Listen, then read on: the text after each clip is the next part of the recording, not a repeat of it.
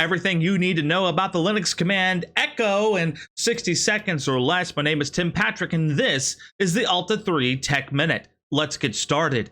Echo prints a string of text to the terminal window. So if we type in echo, a string of text, Linux will return a string of text. Really cool. We can also use this to determine certain things, such as call the name of the user, or maybe even echo our home directory. Just by using the echo command, we can find all sorts of fun things. Although I think it might be easier just to use pwd in order to figure out our path here, but still the option remains. Now here's the cool thing. Let's go ahead and clear this out, and you can try this at home. You're not going to hear it from this particular video, but we can also get Echo to play back an audible bleep by using echo tac E for a bell command, and then in quotes // that backslash, you get the idea, A, and that would play back an audible bleep.